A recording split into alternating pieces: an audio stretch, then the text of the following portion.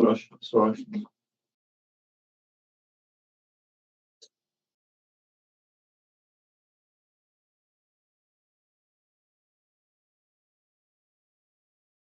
Susie, could you let us know when we're live?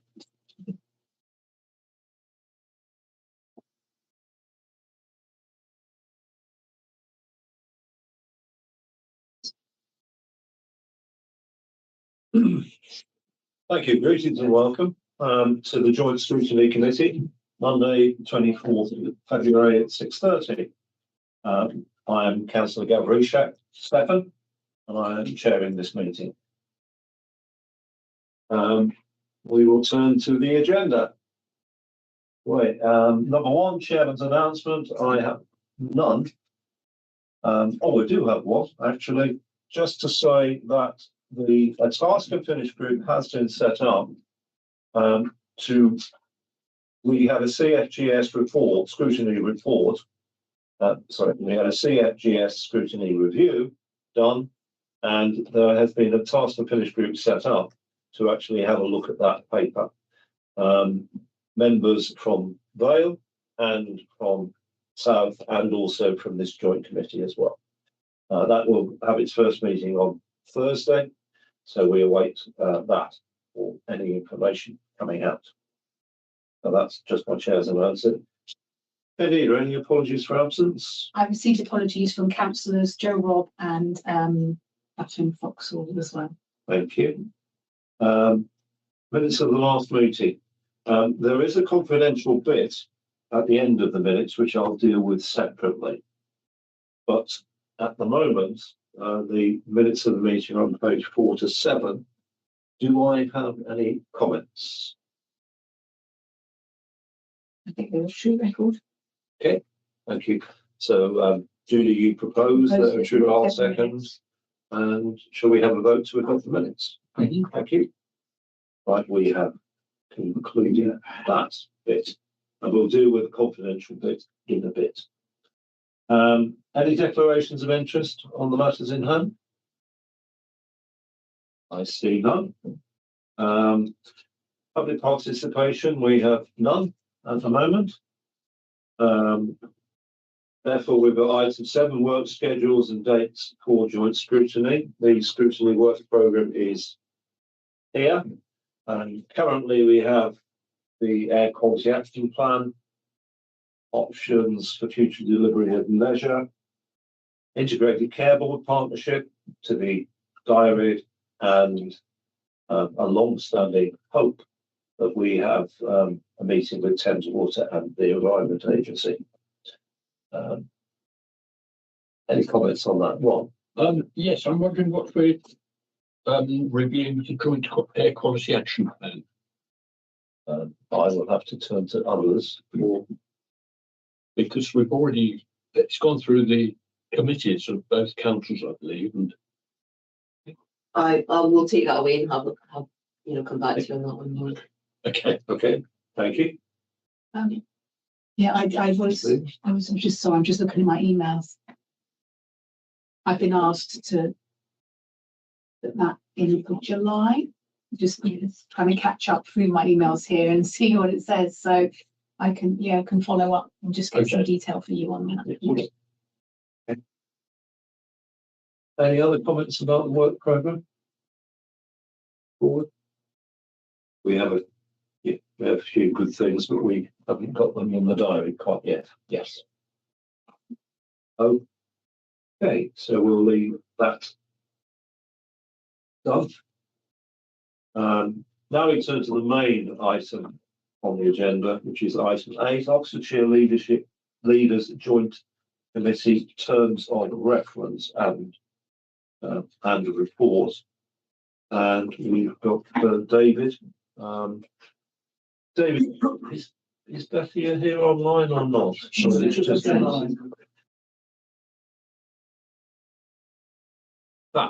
Lovely. Thank you, Bethia, for coming. I'd be in person for this one, and she can be in person for JAG tomorrow. Good. So, David, are you leading on this? Yeah, as an introduction. I can give you a quick introduction. This is not the first time you've seen these papers, so it will be quite quick.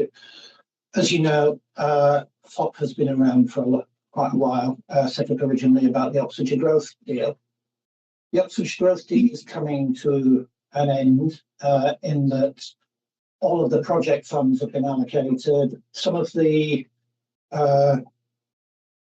sort of core funding is still around for core projects or for joint projects. And so all FOP is strictly doing with at the moment is the final spending of that. around things which we as a group want to support, but there isn't much of that money left now.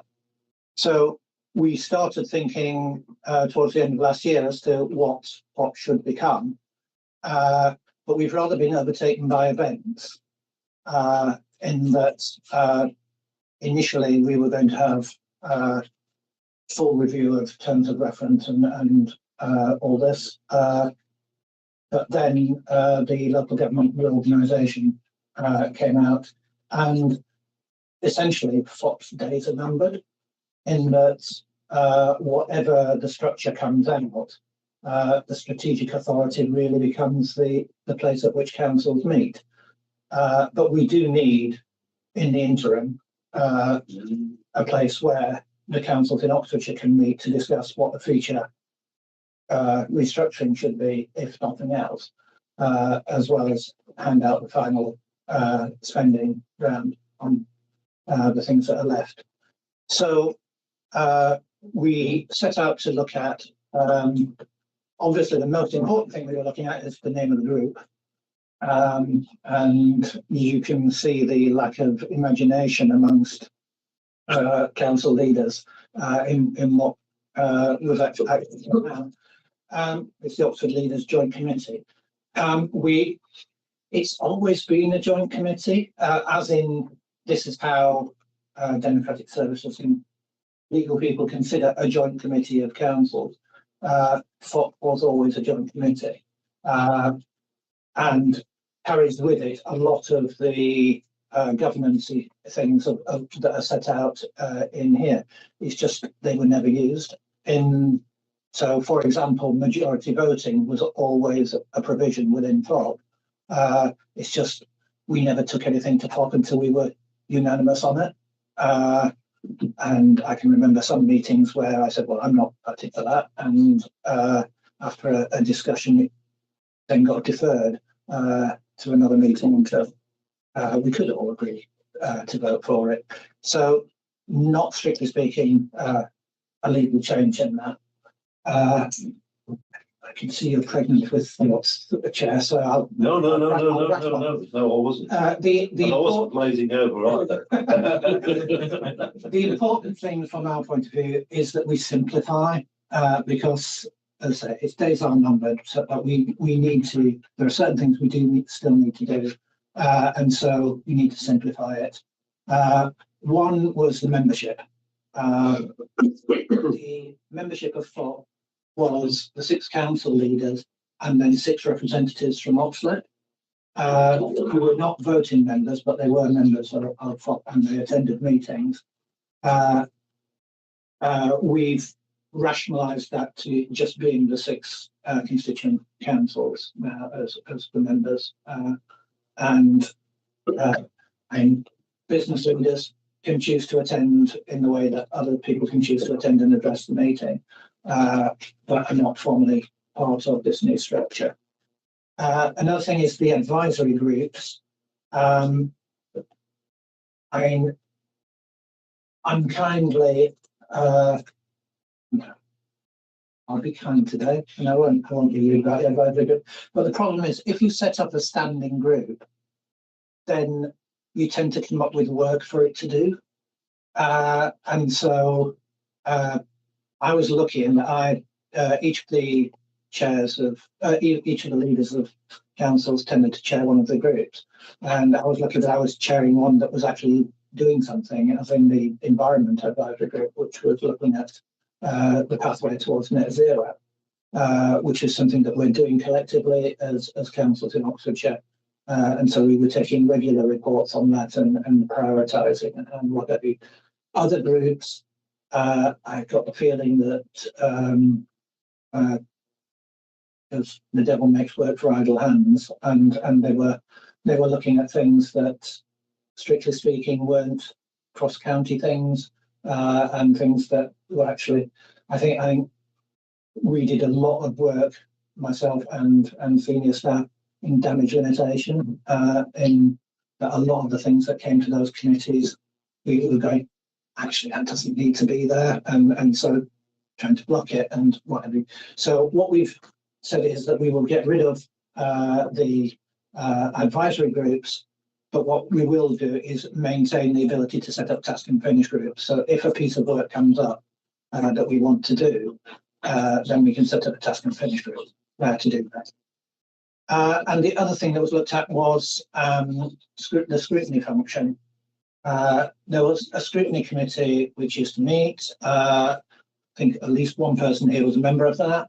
There were 3 people, I think, from each council. And it used to meet just before the FOP meeting, which quite often meant that we were getting the recommendations on the day or the day before. And to give value to a scrutiny recommendation, you really need time to drill down into it and think about why that recommendation, and have time to then discuss how you're going to use that. So it wasn't really working in that sense. I think the last meeting of it was in Quorum as well, because there had to be at least one person there from each council, and there wasn't anyone there from the county council, I think at the last one. So I've always felt that this committee and the scrutiny committee for South Oxfordshire did a far better job at scrutinising what I was up to than the FOP scrutiny committee. So the proposal is to do away with the FOP scrutiny, and anything, should we stray away from just being a talking shop and decide to make a decision, that would come to the council scrutiny committees or joint scrutiny if it was felt appropriate for South and Vale, rather than it going to this FOP scrutiny. I think I'm right in saying that FOP scrutiny used to look at the entire agenda for the FOP meeting. There wasn't any very much by way of prioritisation or anything. So all of that ought really to lead to some savings, as you might imagine. But the savings would be quite small. And I think what is pretty much happening is that the savings that we're finding there are being recycled into the standing projects, one of which is the Oxford Inclusive Economy Partnership, which have just started up. And so putting some capacity into there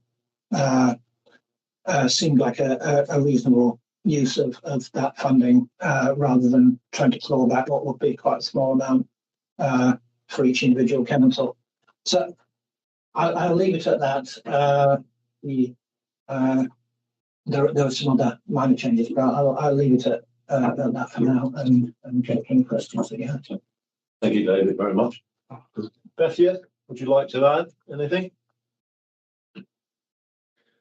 I think that's such a comprehensive introduction. There is nothing that I could possibly add, but happy to take questions. Okay, thank you, Bethia, very much. Suzanne? Nothing particularly to add. I think just to reflect on the comment that David made, that we did feedback a lot of comments on various drafts, and I think we have had some wins from those conversations. Clearly, it's not as perfect as we'd always want it to be, but I think it's as good as we're going to get it, frankly. And a lot of work's gone in, both from myself and as officer, but also from Nick Bennett in terms of the monitoring officers have all inputted from the legal side of things, along with obviously the leaders being involved in discussions as well. Yeah, can I reiterate that? I know Suzanne in particular has worked her socks off to get this to a state that we find it acceptable, and I'm very, very grateful to her. And I see Nick's popped up as well, so thanks to the team who have been involved. Thank you very much. Lee, I'll come to you in just a moment. There's a temptation in this agenda item to talk about FOP and devolution going forward. I am going to allow as chair a broad, inverted commas, discussion of Devo, in the sense that will this group actually be taking it forward? But I know it will be very broad. So what I want to do at the moment is just stick with the existing or the renamed FOP, and actually ask questions on that and discuss this paper. And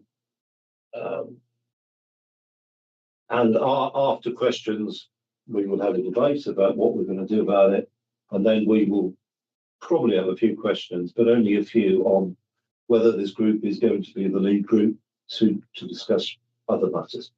So we'll deal with that first. My question to David, so that others can think, is this: so how much of your work as the newly named, the catchy Oxfordshire Leaders Joint. Oxfordshire, yeah, so catchy, I've forgotten it. Old jock. How much of your work will actually be dealing with legacy matters? I think And then I'll turn to Lee.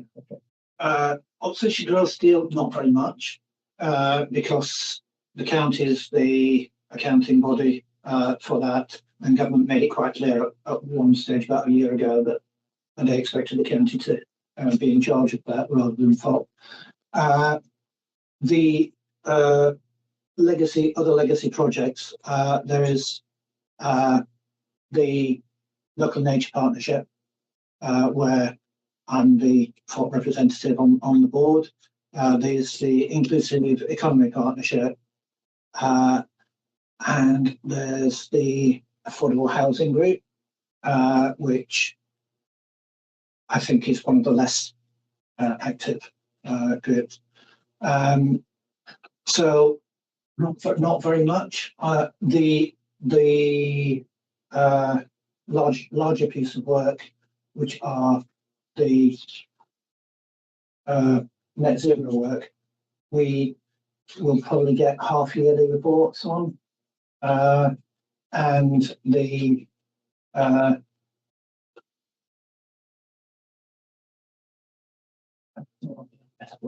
that's the local energy plan, local area energy plan, is a project that's been set up out of capacity funding quite recently. So there'll be a bit of steering work on that. But given that we meet quarterly, those don't sound like very beefy meetings to get through those items. Okay. Thanks, Lee. Yeah, I wonder if we've got here a residue of the OGD and taking care of anything that needs to be done by that. This is a question. Is a question, yeah. I think what we've got here is a sort of cut and shut process where we've got three different things going on. We've got dealing with the end of the OGD. We've got the future planning in a high level sense of the county as it's defined. And then we've got tacked on at the last moment as it was emerging, the devolution and local government reorganisation. And I just worry that these functions are actually quite different, and that actually a lot of me thinks that the basis on which I thought we moved away from the OGD in large measure was that there was going to be a coalition of the willing, and we would all, if anybody didn't agree, well, then we'd step back on that one and we'd try and work with consensus and so on. Some of the OGD things I kind of understand. You just got to make a decision, and that's something that has to be dealt with. But the other things, I worry that the mechanism isn't necessarily the best, but it's making decisions. And that's my question, really. On apologies, Chair. Sorry. The three things that you mentioned there, the legacy growth deal things, as I said, the county is the accounting body, but it's using FOP as a consultant place where it can consult. Planning, I would disagree with to some extent, because we're all at the moment doing our own local plans. Of course. And we're not going to discuss anything about strategic planning until our local plan has gone through inspection, examination. I couldn't offhand tell you where each of the other districts are with their plans, but we know where. Well, we know that Oxford have withdrawn now, but don't know what they're going to do next. So, in terms of planning, that's pretty much going to take us through until the strategic authority comes forward. At which point they become responsible for strategic planning. So, I think planning is a bit of a dead duck within FOP or within the new joint committee. Yeah, I take your point, David. It's written into the words here that he's doing something else. Yeah. There's what we could conceivably do and what we're actually going to do. Because as I said, we're not going to discuss anything particularly about strategic planning until our plan is in set, which is probably going to be towards the end of this year. And the thing about the reorganisation, which you're quite right, has been tacked on. There needs to be a place where we as Oxfordshire councils say, we want to do this, what do you want to do? And there needs to be a place at which we as Oxfordshire say, we don't want Swindon, agree? And there isn't, we say it lots in private, but there isn't actually a public forum where we say it. This is what we as South Oxfordshire or the Vale of Whitehorse are planning in terms of unitaries. What is it that you're planning? So I actually argued quite strongly for this joint committee having that in its terms of reference, because otherwise all the meetings are done in private. And what the great value of the old FOP and the new joint committee is that it meets in public. And its proceedings are broadcast and members of the public can come along and ask questions, which certainly as a Liberal Democrat I feel is an important part of how local democracy works. But for me, I just think it's the difference between a forum and a decision-making body. Forum's great. Any other councillor? Ron? Perhaps just a quick question, but in the middle, it refers to the joint committee's director. I couldn't work out who the director is. Well, there is currently a Future Oxfordshire Partnership Director, which is Andrew Down, who manages the staff that support the Future Oxfordshire programme. So that's going to continue. He's going to have. Well, we're still going to have staff, so somebody needs to be in charge of them. Just wasn't Yeah, elsewhere. So staff will be supporting those three organisations. Yeah. Okay, Judy, then Andy. Judy first. Yes, I mean. So Betty, whatever you want to shout, just shout. Yeah. We'll ask Judy's questions first. On my right shoulder. 9.3, it says that you're planning 6 meetings a year, and yet during your introduction you highlighted how little work you think is going to be coming through. So I was wondering why there are 6 meetings a year. I mean, I think the energy and the nature recovery, we should be getting feedback from those, and the other one that I've just forgotten the name of, the equalities one. The inclusive, yeah. So I think we should be continuing to get those. My second question was about the funding, because I'm not absolutely sure, but originally I thought some of the funding was from the growth deal, and the districts were all had to put in a small amount as well. The growth deal funding stops on March 25, so how it does say how it's going to go forward, but I hadn't seen anything come through the various districts saying that they had agreed to put that money into running the FOP. So can you clear that up for me? In terms of funding, we've all put 100,000 in our budgets. Is that still growth deal money left? There's some growth deal money left at the moment. That is being some of that it's called capacity funding, and it's there to support the team, but it's also things like the local area energy plan and the inclusive economy partnership, getting money out of that. As he said, that dries up fairly soon. In terms of meeting 6 times a year, even if we've got nothing to discuss, and as you said, we've got a few things to discuss, even if we had nothing to discuss, it would be worth council leaders getting together once every couple of months. There's something about relationship building that when you are going to need to make some big decisions at some point, actually getting together and over a cup of coffee and a rapidly drying sandwich, it still has a value to it in terms of relationship building. So yeah, I don't think a meeting every couple of months is. I'm just wondering whether the capacity of the 100,000 that you think, is that going forward every year? Because you will need officers to run those meetings. So that's 100,000 a year that's secured. Very little of that. Well, it'll be. We bring Beth here in as well. Yes. Yeah, I mean, I was going to just reiterate David's point there. It's there seems to be, this is a pivot point as far as I'm concerned. We're restructuring FOP. I'm going to say FOP because I'm not going to get the hang of the other name. Because we're coming to the end of the growth deal, among other things. And while we still recognise that work is there, there is a whole load of informal work that isn't part of a strict decision-making forum that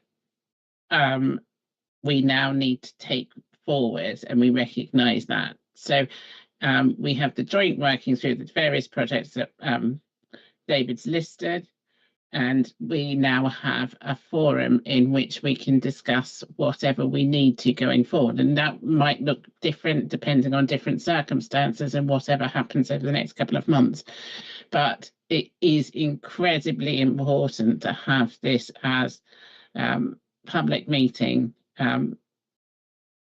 with the cameras rolling and everything on YouTube. And I think that is the most important thing right now, because particularly where there's so many different cogs turning and different moving parts, this is where we need to have clear, open forums. And that's, so it is a pivot point.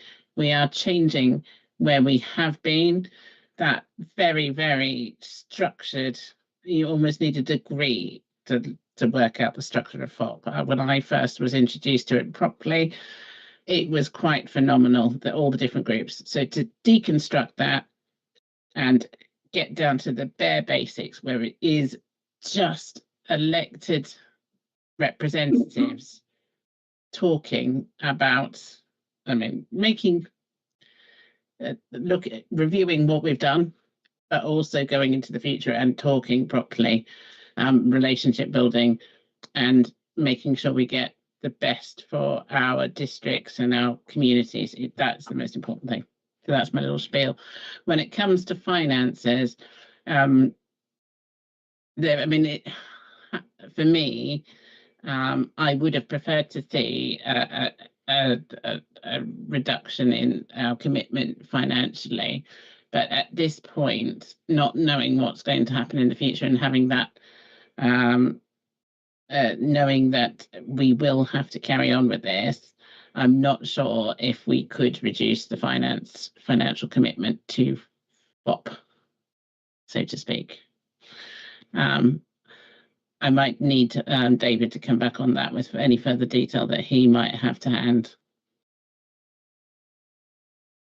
I think your comment about it being a pivot point is absolutely apposite. It is a pivot point, and I think you sort of indicated about the funding at the moment. We were very strong that if FOP is only doing 50% of the work, then we should contribute 50% of the fee. But we're in a new game now, so therefore, well, we've passed our budgets with £100,000. I'm now into comment rather than questions, so I should start by Andy next, and then Peter. So, First off, apologies for being late. I actually No, was starting at not a problem. 7. not a So a lot of my points probably been picked up already. carry on. I had already heard that We're not doing the Devo part. We're just dealing with the other bits. yeah, I had a local plan stuff covered, so Thank I you. won't go into that. There's only three, I hear you cry. Three big alarm bells going off for me in this, but there's one that's overarching. One of the, I'm going to save the punchline one for later. One of them is to act as the voice of Oxfordshire to government and other national and subnational bodies, 4.4. Notwithstanding current developments, does this override our voice if we disagree with that voice?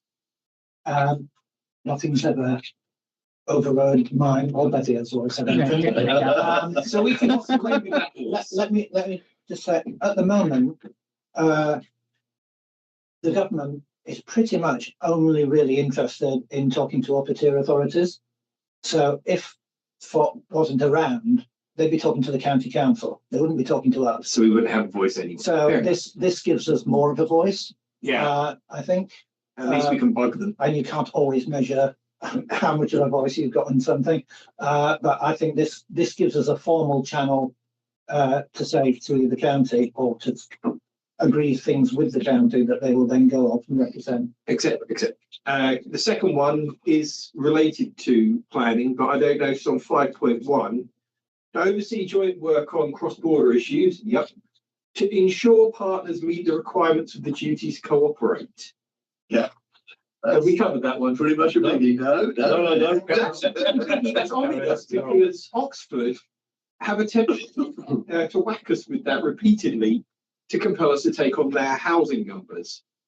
And that ties in for me to the big punchline, 6.2. I don't associate a forum with a majority vote will be required. I associate that with a cabinet or a council, a decision-making body. A forum is a discussion thing where we put things together. I would be so much more comfortable if 6.2 said decisions will be made on a unanimous basis. And anything that can't be made unanimous, we can take away and do ourselves. Because this is us coming together voluntarily to get our leaders talking to the other leaders.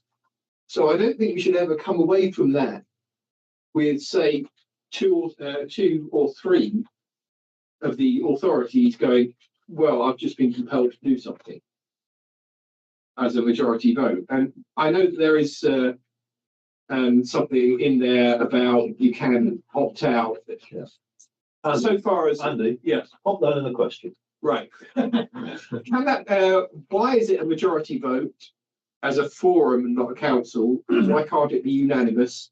Is question one. And two, given that a majority vote can be required and that 5.1 says ensuring partners can meet the requirements of a duty to cooperate, could members of this forum be compelled to change their numbers on a duty to cooperate if they lost a vote?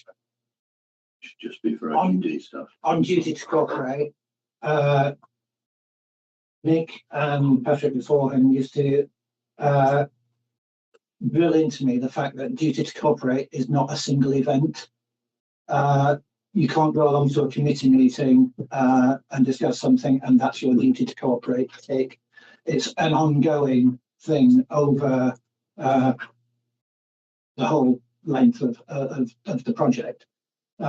So whilst we had POP meetings throughout the placing together of our plans, Oxford City failed on their duty to cooperate. And so the mere fact that they attended the meeting that we were at didn't mean They were trying to argue that we had a duty to cooperate to take their numbers, though. Yeah. weren't they? well, they did, but they forgot that they also had a duty to cooperate. It's a two-way process. So an event does not make a duty to cooperate or doesn't fulfill the duty to cooperate. So in terms of numbers, you can't vote through a majority and then say, these are your numbers, because the numbers that go into a local plan have to be rational. they have to have a basis for construction. So you can't just say, we vote for this, therefore you must take it. That's not how duty to cooperate works. In terms of majority voting, as that has been there since FOP existed, but it has never been an issue because the way in which we as councils have worked together has always been that we try to get consensus before something comes before the meeting. If we can't get consensus, then we keep talking about it. And I remember this, I guess the Oxfordshire narrative was one where there were significant minority voices that said this, we don't agree with this, and we said publicly we're not going to agree. The value of some case. Why can't that be put into the? Now we've got an opportunity. I'm going to refer to our monitoring officer who will come to people meetings. Ali, before you A joint committee. go into that, Nick has flagged up and he was Nick, please. Thank you, Chair. Sorry, I wasn't trying to cut across the conversation, but just firstly to say, I'm grateful that Councillor Owain has obviously listened to me, because what he said was actually spot on about the duty to cooperate. The second point I'd like to make sure the committee is fully comfortable with is a duty to cooperate isn't a duty to agree, and it can't be used as an ambush tool in this context. But what you'll see in the drafting is there are a number of breaks, I suppose you'd call them, that would enable all of the councils that are part of it to control what is debated through the agenda setting process, and also the ability to step away or just simply not to engage with things where you wanted to. So whilst Councillor, I think it was Councillor Rawlins earlier said about this is trying to do several things, and that is true, and no document is stronger when it tries to cover more than one function. I think that you can be fairly calm here that those breaks can be applied if there were issues which looked like they would be crossing into the territory that's just been raised by the member raising the questions. So I just wanted to emphasise that you have to read the whole thing together, as it were, including those breaks, including those restrictions, including those effectively opt-outs, and this can't be used as a tool to beat us over the head with and force us down a particular planning or other route. Okay, I hope that's helpful, Chair. I just wanted to be very clear on the duty to cooperate point, really, that it's not an issue here. And on majority voting, Nick, it's very, very helpful, but Andy, you were quite right to raise the point, because thank you. Yeah. In stark terms on that paragraph, it looked as though there was an opportunity. So I was also a bit worried. Thanks. I was also a bit worried that the quorum for a meeting was going to be 4 constituent authorities, so we might not be able to turn up, and Cherwell, West, Oxford City, and Oxfordshire County Council will control the agenda of a meeting, put something through, agree it by majority vote, and then that's it. That's how it looked to me. The cynic in me, I've obviously played too many games of diplomacy, where you succeed by backstabbing opponents. Matthew, you wanted to answer that, and then I'm going to go to Peter and then Lee. No, I was happy to answer that. It was just that I repeating what David has said. Again, I felt pushed into a situation, but I've refused that, and I've walked away and said, no, we're not signing up to this, and that's not been an issue. But also in terms of missing a meeting, that has never happened under my watch anyway, and I'm sure it probably didn't under Emily's and previously. We are allowed a deputy. It doesn't have to be, or a sub. It doesn't have to be a deputy leader. It can be anybody on cabinet, and that has happened where we've got somebody, another cabinet member, to attend on my behalf. So I don't think that is an issue. What is an issue in the more private meetings, and I have asked for this to be changed, if you're not there as a leader, you can't even send your deputy, and that is when things start getting more awkward. And also the fact that they're private is anathema to me. So I don't think you have to worry about that, although I can understand your concerns. Thanks. Thanks, Peter. So a couple of concerns. The first one's around funding. So you said it's 100,000 per council per year, but is that enough, or have I misunderstood the scope? Because does that have to pay for the development of the local area energy plan and the net zero plans, or are those budgeted elsewhere? That comes from the growth deal money. The growth deal money was, I can't remember how much it was, but it was funding for specific capital projects, and then was described as capacity funding, which paid for some of the administration, but also paid for some of these other projects. And it's the capacity funding that's being used. So the money for doing decent local area energy plan, local nature recovery strategy, the net zero plans, that's all covered and agreed separately. Yeah. And this is just oversight of it. Yeah. Okay. All right. And certainly the local nature partnership is going out looking for other funding and things to set up. So the £100,000 is purely the administrative function of FOP2. Yeah. Okay. All right. So the second question is more of a concern really, which is the change of name. Ask for the concern in a.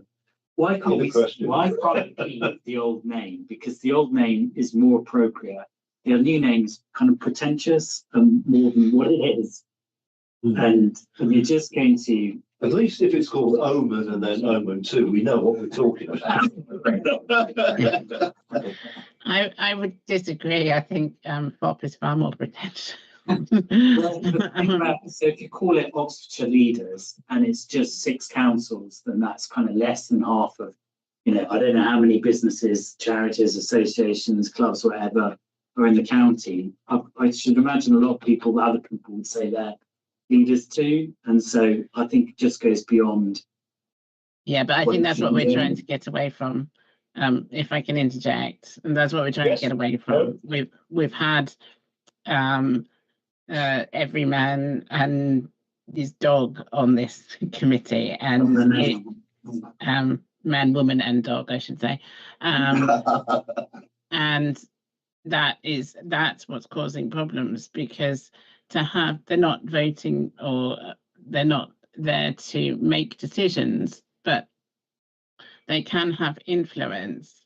And fundamentally, for me, as elected representative of ultimately many communities in the district, to have my opinion influenced by somebody who, for instance, is running Bicester Shopping Village, I'm not interested in their opinion when it comes to, when it comes to Bicester Shopping Villages, fine, but to have their influence on everything that we do, I don't think that's appropriate.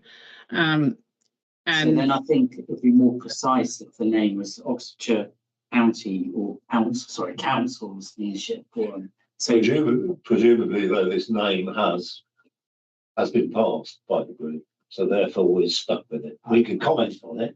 We can say we don't like it, but 2 things. One is, I think a joint committee has a particular standing within local authority business, and so it being a joint committee of councils is sort of a standard way of referring to it. Okay. But most importantly, because I so rarely get a chance to say this to a scrutiny committee, I really don't care. that might work for you, but it won't work if this is a public entity, it's a public body, and then you're saying, I'm not sure that's going to create the right impression. I think we're going to leave it at there. Peter, you respectfully said your point, but yes. the name doesn't do what's on the tin, but yes. And I suspect David would. There are so many other things going down the line that this group are going to have to deal with. That the name is going to be the least of the Yes. problems and issues. So we'll leave it at that. We'll go to the. Does anybody else want to question on this? Bear in mind we're just questioning this bit of the report. Okay, we'll go to Lee and then I will move on, and Lee, then Andy, and then I'll move on to my second section, which was the Devo bit. I've kind of got 3 points. One's really simple. Nature recovery seems to have disappeared. So we've got a list of, strategic infrastructure, local energy plan, zero route map, and action plan. But for some reason, nature isn't featured. It's probably a simple answer, but The local nature partnership is a separate organisation that does that, but we are represented on, through me at the moment, but it's a separate organisation that has its own remit. okay.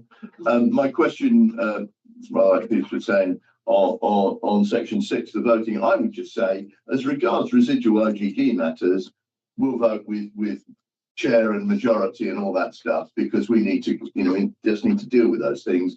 On all other matters, the presumption will be consensus, and certainly no decision will be made which is contrary to the strong disagreement of the leader and the council, who might be being put upon and who don't want to go with that particular suggestion. And if that suggestion is particularly in their patch, it seems to me perfectly reasonable that they ought to have a veto. I know there's an opt-out, but there's 57 million details that you have to give as to why you've got a right to opt-out. So that worries me too. So that was that point. The other point is, planning is written all through this. We've obviously got our strategic vision, which is a good thing, and at least that has within it what good growth is and what it isn't. 1.2 starts to presume that the economy is what it is, or the forecast is what it is, and our job's just to fill in the houses and fill in all the infrastructure and all the other things that go with that. And I worry about that, because that's the language of the past, and I often felt that some of the presumptions that went into such forecasts. There's a question. Yeah, it is a question. We're on the one hand we're saying it's not really planning and it won't be doing any strategic planning, and then the section 5 is a whole section headed strategic planning, and it goes on all the way through, and it starts to hint back to too many of those other things. I could again at 4.2. Our job is simply to facilitate the strategic alignment of spatio-economic infrastructure plans in a way, and then we put in a bit of if and but about environmentally and so on sustainable. But the presumption is, here's this thing, you just have to fill in the rest of the stuff in a sort of planning given that presumption, and then you can do a bit of sustainable dressing around it. Okay. And David, that's what do you think? Yes, on that. I'm not sure what the question was, but I think you know the thrust of what I'm saying. yeah, I think what you're highlighting is a theoretical rather than a real risk. Maybe so. And it's a theoretical risk that we've lived with for the last however many years that have been around.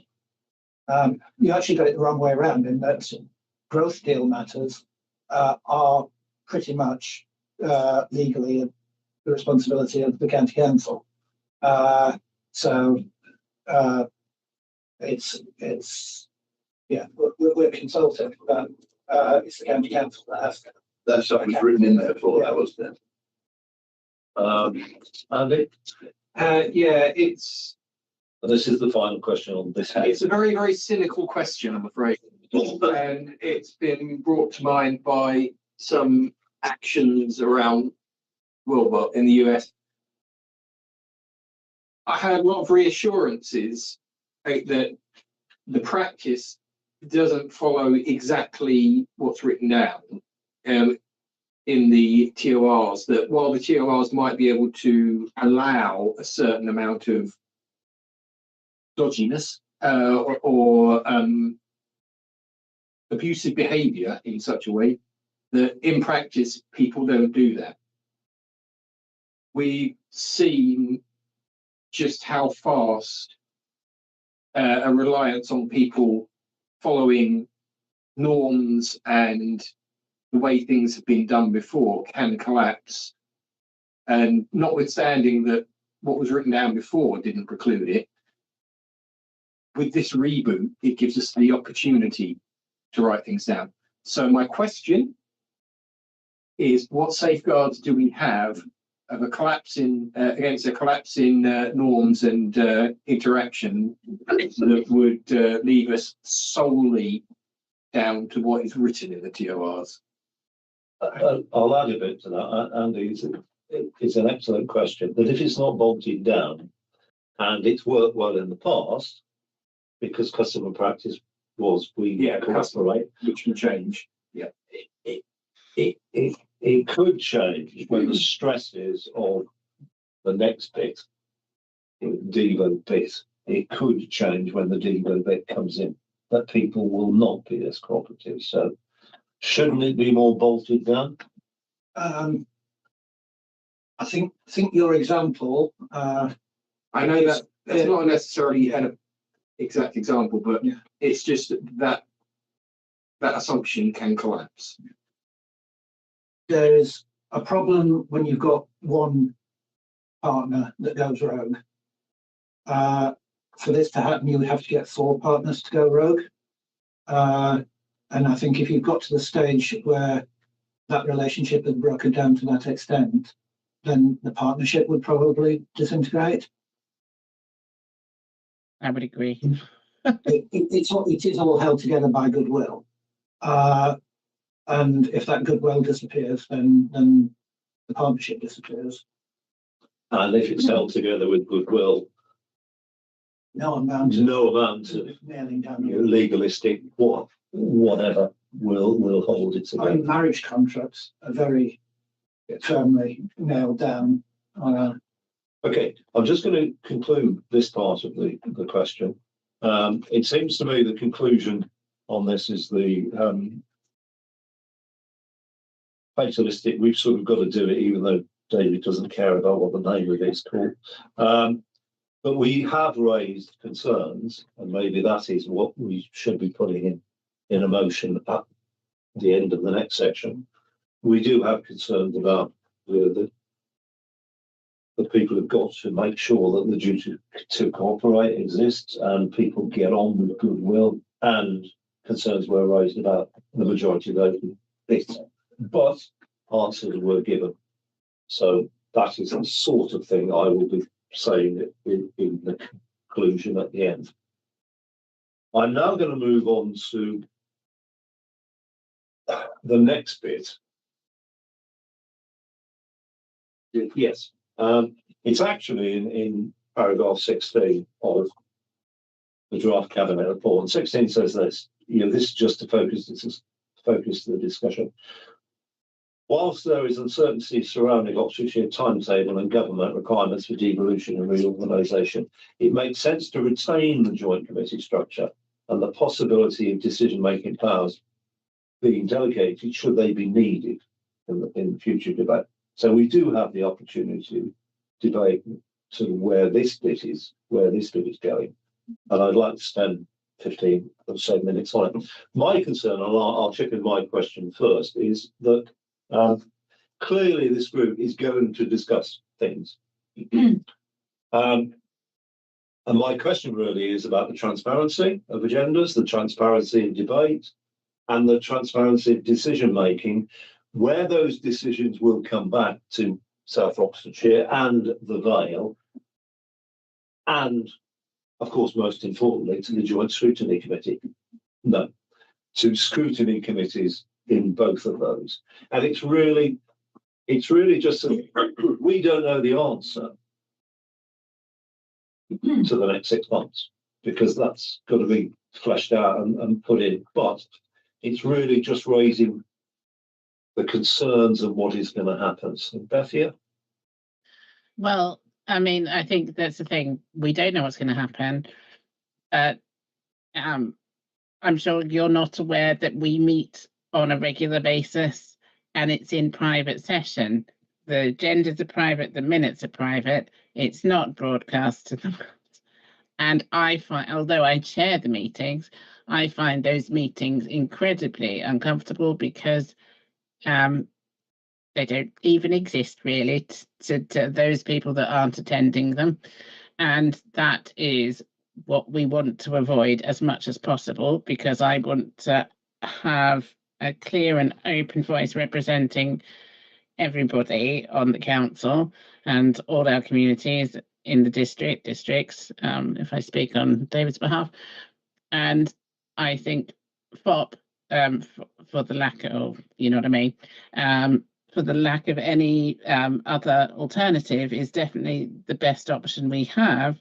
And none of us know what's going to happen. There are various options in the air, but I think the most important thing is that we have a free, open and completely transparent discussion, where agendas are published, members of the public can come, and that scrutinised to the extent with the care that we know that the Joint Scrutiny Committee and the various committees on both councils can do. And that's what I would like to see going forward. David? Yeah, I think that FOP as was adds to the transparency of the process rather than diminishes it. I'm always very uncomfortable when I go into meetings and I'm told, you know, you can make a decision here for council, and I try to rope in as many people as I can before I make any decisions like that. But it would be far better if it's subject to scrutiny and public debate. So yeah, I'm looking forward to this process becoming a bit more formal. There is necessarily at the beginning of any process, and let's remember the white paper only came out just before Christmas. So we've moved very rapidly on that. But there's always a bit of storming and norming at the beginning before you get to the point where you nail it down. And there are less formal places where you can have ideas about what ought to be the route going forward. So we all got invited to Swindon to discuss what the strategic authority should look like. There was no formal basis to that meeting. Invitations were sent out, and we all turned up and were basically given it was like a timeshare sale, really. And then we followed that up with another meeting in Oxford, where at least we all said our opinions. But what had happened in between then was a lot of informal discussions, and we're now getting to the stage where it needs to be a bit more formalised, because let's say I'm sure the next meeting is going to be at Reading University, and I'm told that Swindon are going to be invited to. I don't know how that decision gets made, seeing as most of the people at the last meeting decided they wanted to go ahead without Swindon being involved. So there needs to be some sort of progress. And as I understand it, Berkshire has a similar thing to FOP, where the 6 councils there get together.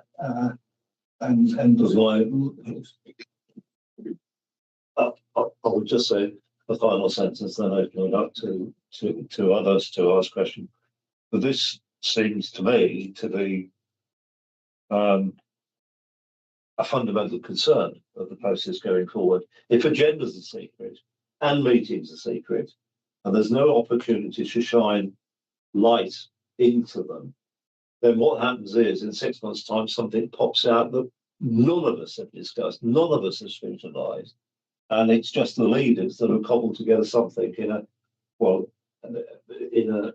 vape room rather than a smoke-filled room. And that is fundamental concern for me. We'll leave it at that for the moment. I'll ask others to comment. Yes, that's why we're getting to the point where we had a council meeting where views were exchanged. We're now getting to the stage where there's going to be a cabinet meeting, which will have a formal paper coming to it, Yes. and Scrutiny have all the rights that they would normally have in the run up to a cabinet meeting. So we're now getting to the stage where those things need to be formally broadcast, rather than me informally telling everybody, because I can't keep a secret. Yeah. I agree with that. And by the way, thank you to both the leaders for bringing that to the to both councils. The debate that we had last week, it was very good. Right. Any other questions or not? Jim? Yes. How is the agenda going to be set for these meetings? For you mean for cabinet or for the joint meetings or? Or joint meetings? You don't have anything fed into that. The joint meetings are just going to be joint leaders meetings. You're saying they're in public, so presumably there's an agenda that will be published 7 days before that meeting. Yeah. How is that agenda going to be set? There's an officers group which meets and always has done before FOP meetings to agree what should be on the agenda. That a draft agenda normally comes to the leaders meeting, which is, as Betty has suggested, is a top secret. You don't tell you where it's what's going on. But that's the process. Is that there is a work plan which is published. The officers look at that work plan and decide what papers need to be commissioned and brought forward. That's agreed by the leaders in an informal meeting, and then they come to the FOP meeting.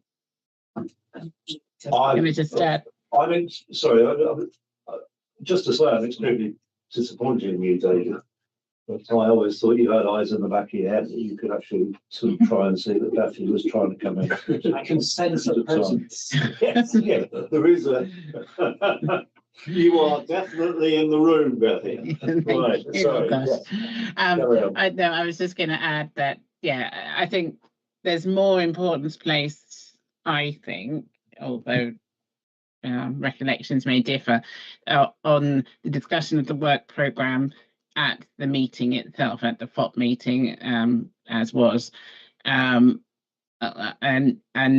because we didn't really know where we were going, because it was all going to scrutiny from the last meeting, we did sort of say, apart from those things that we know that's going to be reported on, it's going to take a pause on setting the work programme, if my recollection is correct. And I think that is important because, again, the discussion about what's on the work programme is in public. Yes, yeah. So I would, and I know in the past, so previously, it was only towards the end of last year, county suggested, for instance, an item for the agenda, and it did involve a lot of investment and resources for each of the councils, and I, for one, pushed back very heavily that it would not go to the first meeting after it was proposed, that we pushed back on that because our officers had to consider the implications that this paper, this report and this action would have on our councils and whether we could commit to it. So there is public discussion of that, and I definitely know there are examples where we have pushed back on agenda items as is necessary. Okay, thank you. Well, yes, I'm just wondering whether this openness, whether our discussion on perhaps forming a unitary authority with West Berkshire falls into this, because of course it doesn't. That is strictly outside of the FOP because it's not such a organisation, as it were. So, and West Berkshire aren't included. So I'm wondering how that is dealt with in the public manner. So it's a matter for the joint committee because of the duty to cooperate. Because if we were, and I would stress that it's a it's a possibility that we're investigating rather than a decision that's been made. If we were to decide to form a council of those three areas, and we need to think of a name for it, Peter's really good at names. If we were to come up with that, then we have to say what would be the implications for other authorities nearby, because there would be a part of Oxfordshire that's left, and would that be viable as well? So it's a matter of importance to the Oxfordshire councils, the fact that two of them coming out of that formal partnership would leave the three, and are those three viable as they are? Similarly, within Berkshire, if West Berkshire were to leave discussions that are going on around what the future shape of Berkshire should be, then that would have an implication for them. So yeah, it's still within the remit because of the need for us to have ongoing discussions with our neighbours about what the implications are for them.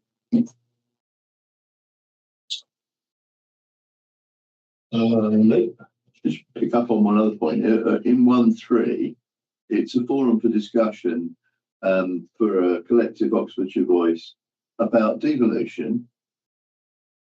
That's a big problem to start with. And then they crack straight on to go on to the government's growth agenda. And it's not obvious why that belongs in the terms of reference for the group, that it's actually fundamental that the group should follow whatever they think the government's growth agenda might be.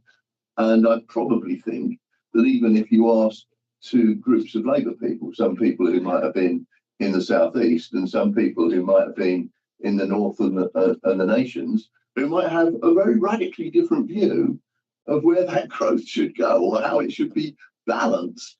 And I don't know, I just see a hand in some of this script that doesn't seem to belong there. David? I think both of those benefit from being in there. First of all, said earlier, if it didn't exist, if the Joint Committee didn't exist, the voice for Oxfordshire would be Oxfordshire County Council. And so it gives us, it puts us in the room when we wouldn't otherwise be there. And on the growth agenda, the government's growth agenda exists. It's the sea we swim in. And the fact that it's taken on by the Joint Committee means our definition of growth is the context in which we look at it. And I think we'll all agree that our definition of growth is better than, or the old FOP definition of growth is better than a strict, let's throw money at things and see what grows.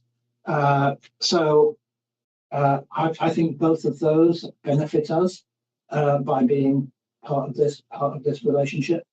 Okay, I mean, our vision does define good growth, which I think is a helpful thing. It doesn't say how much of good growth is a good thing, but that's perhaps more complicated. And that will obviously change over time. There will be times when we need more and times when we need to take a pause.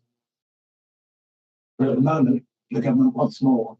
And there's no getting away from that. The government wants more growth. Okay. Well, I think we're closing down the questions bit. Sorry, Peter first. Oh, I just had one. No, do carry on. Which is about scope creep, really. I mean, I think it's great that this not independent voice of Oxfordshire, but this voice of Oxfordshire forum kind of exists.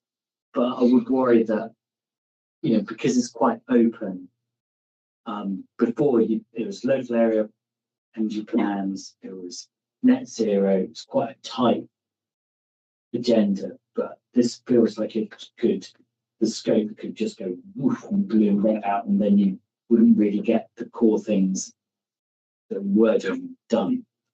But it only carries weight. A voice only carries weight when it's united. So I suppose this vision for Oxfordshire, which the County Council was producing, I think the reason why it doesn't have weight was because we said, no, that's not our vision for Oxfordshire. But it still went ahead and published it. And some councils took it through their council, and I think West Oxfordshire took it through their council, and they agreed with it. But the reason why it kind of petered a bit was because it wasn't a universal vision for Oxfordshire. So a voice can say things, can say lots of things, but the only things that actually get picked up are the things that it says powerfully and with it in a united way. Matthew? Okay, quite close.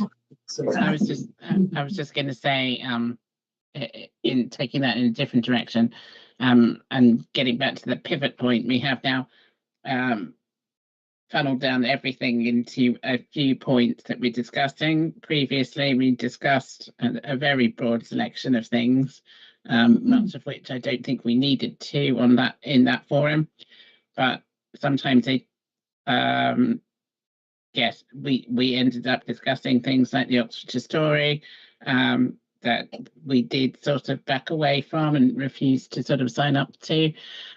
So I think this is the opportunity that we have to say that this is what we are going to discuss from the previous format, and this is what we're going to discuss into the future. And obviously, there's a very clear need to discuss devolution, local government reorganisation into the future, and that's the best. I think the best forum for it. Yes. Just add one thing. I think that the fact that this Oxfordshire vision was brought to fore was actually really useful, because what it's highlighted is that there are two separate visions for the way forward for Oxfordshire. There's one vision that sees Oxford City as an economic growth centre surrounded by dormitory villages of people that commute in. And there's another vision that sees the whole county as having economic centres and cohabiting communities, so that you have a vibrant community across the whole county, rather than just having one focal point and everybody sucked into it. So the fact that was flushed out through a discussion about what the vision for Oxfordshire is, I personally found really useful, because I've used it so many times in debates now, that wouldn't have been highlighted if we didn't have a forum for that sort of discussion. Okay, thank you very much. Well, I'm just going to thank Bethia and David for, well, very good answers. As simply as I can put it, excellent. We're now going to move into the debate of the thing, and just to frame it, but not to preclude anyone's discussion. We are discussing the draft cabinet report, which is the Oxford Leaders Joint Committee terms of reference. I will be minded to say, but this again is up for discussion, that we accept it, with the caveats that we are a scrutiny committee, so we can draw attention to the cabinets of our concern, that the majority voting caused us concern, and there were concerns raised about the duty to cooperate, that if it's worked in the past, it might not work in the future. The name of it is clumsy, but I'll put it no more than that. The big one from my point of view is that this group has an important role in debating the future of unitary, the future of combined authorities. And it's really good that this group exists for that. But, and I'm speaking for myself, and I won't speak for the committee at the moment, but I have major concerns about if discussions about the shape of things going forward are done with private agendas, private meetings, no public scrutiny. The scrutiny committee of this group has been abolished. So therefore, it will be relying on the individual council scrutiny committees of us, and also Cherwell and all the others as well, and also this joint scrutiny committee. And the concern is we might be locked out of that scrutiny process. So that is a major concern from my point of view. I'll put it no more than that. Anyway, the debate is openly first. Chair, having listened to everything and read everything, I think my main point to start off with is to have a go at section 6 and 6.2. What we should look. Oh, sorry. Let's start with 4. I think it should have it says what its general functions are. And I think it's a forum for discussions. That would be a helpful phrase in there to make it clear. It's a forum for discussion. It isn't principally a decision-making body, although at 6.2 I would change it to say, and I listened to what David said, that actually majority voting isn't needed for the residual OGB matters, which I thought it might have been. And if it doesn't have a function there, well, I'm absolutely 100% sure that it doesn't have a function on the future planning of the of all of the territory, and it doesn't have a role in doing by majority voting anything to do with local government reorganisation or devolution.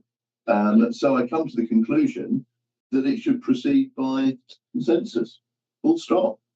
And then all the other issues become much less significant. I could go through at great length on all the economic stuff in here, but there is a presumption, it seems to me, in here that all growth is good, almost all growth is good growth. It's got the vision stuff in there, which is helpful. But in terms of quantity, it has no consideration of whether that's beneficial or not beneficial for the residents of the county.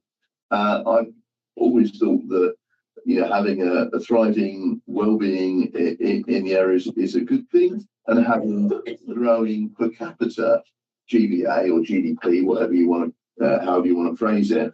I've never been so convinced that we should achieve growth by mass population growth. That's always been my concern as to how much is good, and that's to me a proper discussion and shouldn't be a presumption. Thank you. I think Rob? passing on from the majority voting, quorum, I don't see why a quorum shouldn't be every council, because surely having a meeting where a council couldn't propose a cabinet member, I can't actually see a state in which one cabinet member is not available at a meeting. And I think having a meeting, an all Oxfordshire meeting without one of the council would be a waste of time, to be honest. Could I ask somebody? Could somebody help me out? Where is the quorum bit? 7.1. Thank you very much. Good.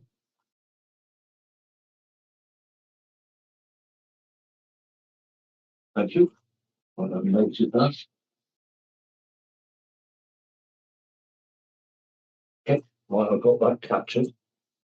No, we're in debate now, David. I'm sorry. Oh, isn't it nice? Sorry, you've had your turn.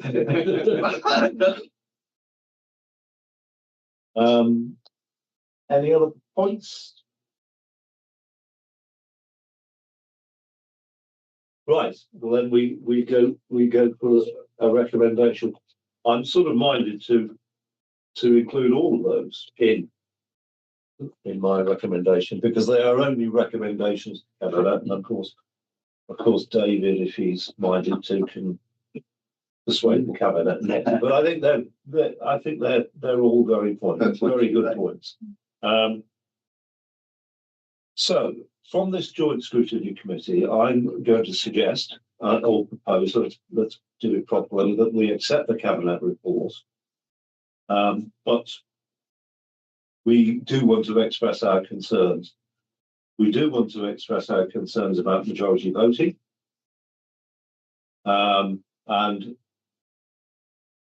majority voting should not be there.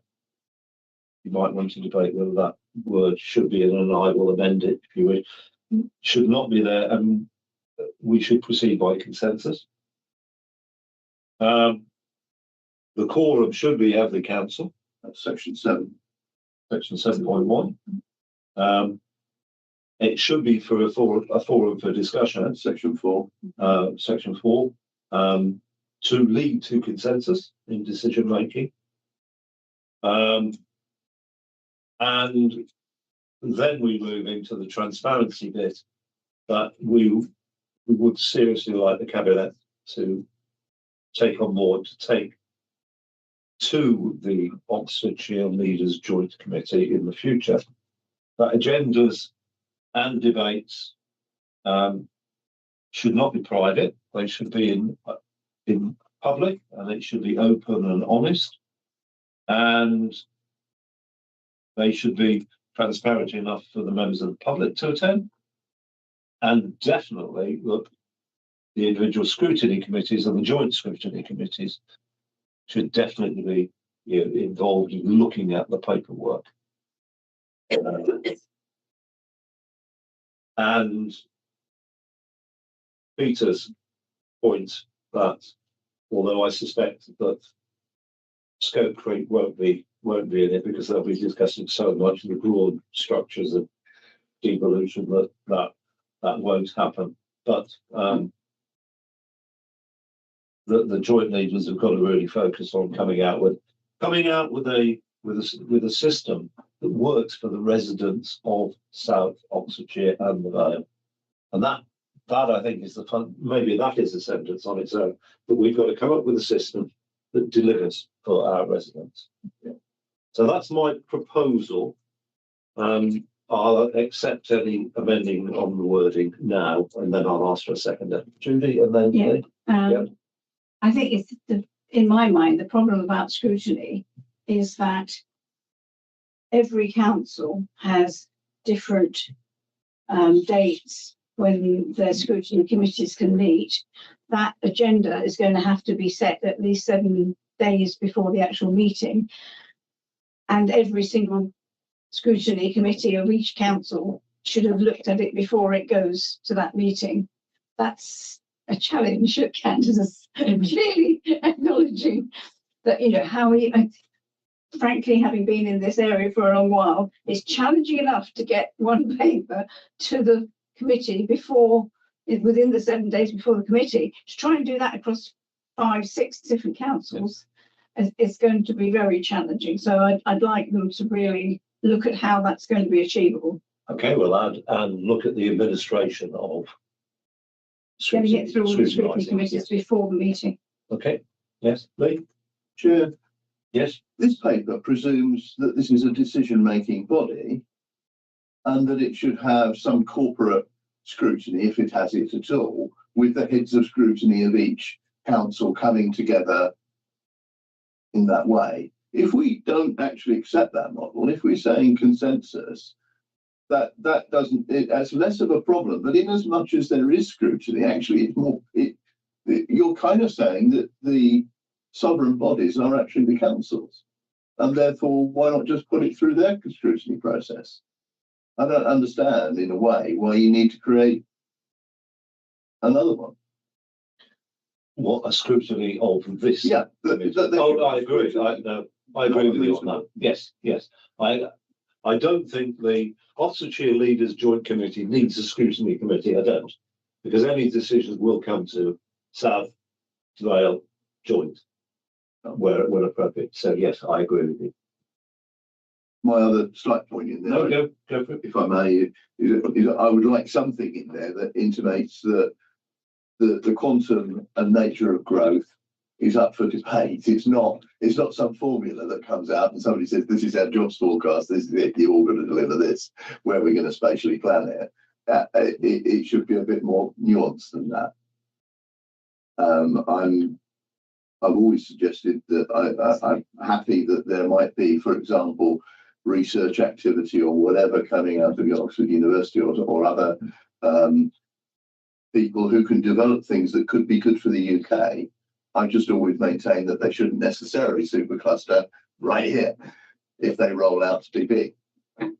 I come back at me if you want, Lee. I'm going to say I agree with you, but I'm not going to include it because you're absolutely right that whatever they, pointing at them, whatever they decide, it has got to come back to the Scrutiny Committee. So therefore, if they come out with a growth agenda that is dodgy or we don't like, then at that point we can look at, and of course debate it in individual council. All I was really suggesting was a sentence that said that the quantum and nature of growth should be up for debate. That's really what. Okay. Right. So that was my proposal with all the bits. The prime one is scrutiny, is transparency. In that, do I have a seconder for that? Lee? Okay. Any thoughts, comments finally before we go for a vote? Okay, so all those in favour of that? Yeah, that's unanimous. Unanimity. Well, I think from right. Well, in conclusion, we've got one more item for the agenda in a moment. But in conclusion, thank you, David. Thank you, Bethany, and thank you, Suzanne, for actually bringing this paper for us. My only conclusion is that we've got interesting times ahead. Interesting times ahead. Very interesting. Anyway, we'll leave it at that. Right. The final bit is in the minutes. There was a discussion about land acquisition, which was totally confidential. I can refer to it as that because it's been in the published agenda. If anyone wants to debate those minutes, we will have to go to confidential. Any thoughts? No. So can I ask? I will propose the exempt minutes. Do I have a second? Lee? All those in favour, passing those minutes? Okay, unanimous. Okay. And committee, thank you for coming. Do we need to look at this work programme?